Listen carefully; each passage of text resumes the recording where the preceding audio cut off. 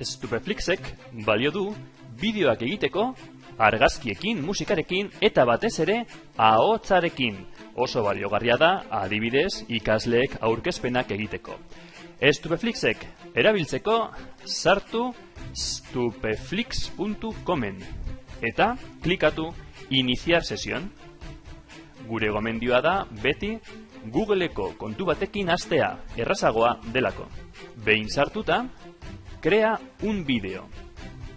Gai bat hautatu behar dugu, atzekoa, diseinu bera izateko. Estilo desberdinak daude, guk hautatuko dugu klasikoa. Gero alda dezakegu eta esango dizugu nola. Crea un vídeo. Eta orain bai, argazkiak gehituko ditugu.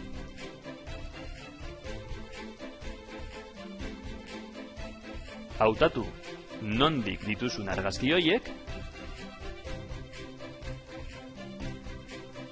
hartu eta eraman aplikaziora.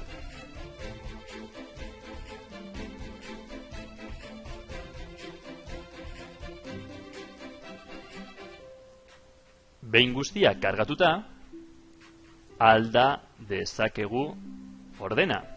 Bigarrena, seigarrena, eta argazki bakoitza edita dezakegu.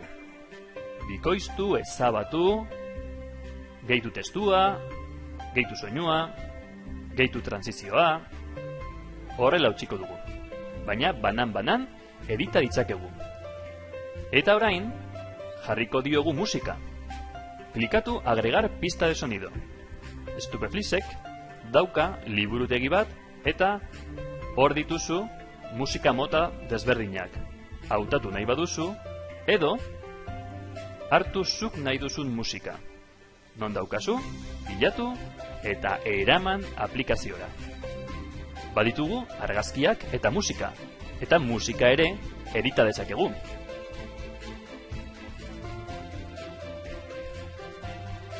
Volumena jaitsiko diogu. Listo. Eta orain garrantzitsuena. Jarriko diogu ahotsa, argazki bakoitzari azalpen bat gehitzeko. Guk egingo dugu bukaru.comekin. Baimenak eman, hitz egin eta grabatu zure azalpena. Behin grabatuta, gelditu grabazioa, klikatu gordetzeko eta klikatu deskargatzeko MP3 formatuan. Eta zure ahotsa, zure azalpena deskargatzen da.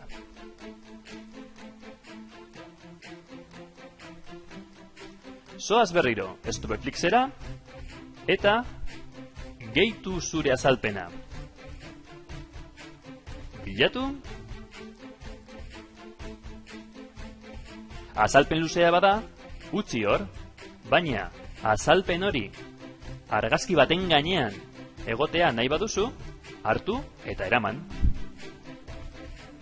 Eta egin errepikatu prozesua argazki guztiekin.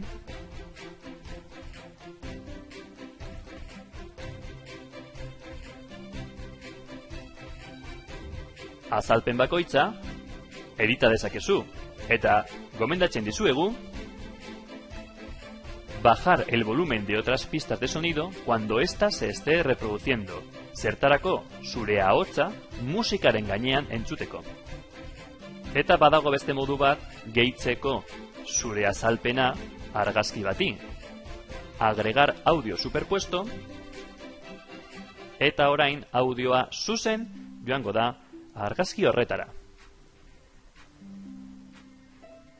Gerta daiteke, argazki batzuk besteak baino denbora laburragoan egotea pantailan. Horretarako, klikatu editar, duración personalizada, eta handitu denbora edo txikitu.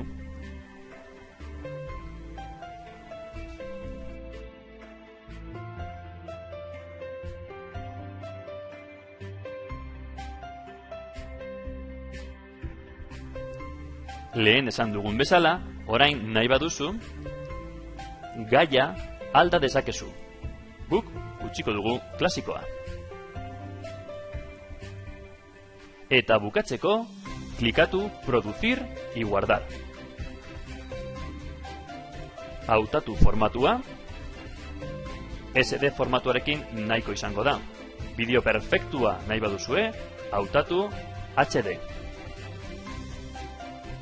Denbora behar du produzitzeko, eta behin bukatuta, hemen dago gure bideoa. Ikusten dugu, ea ondo dagoen, bai, ondo dago. Orain, partekatzeko edo deskargatzeko, aukera batzuk daude, guk deskargatuko dugu. Klikatu deskargar, eta bideoa zuzen deskargatzen da. Hau da Stupeflix, online aplikazioa, bideoak egiteko argazkiekin eta ahotsarekin.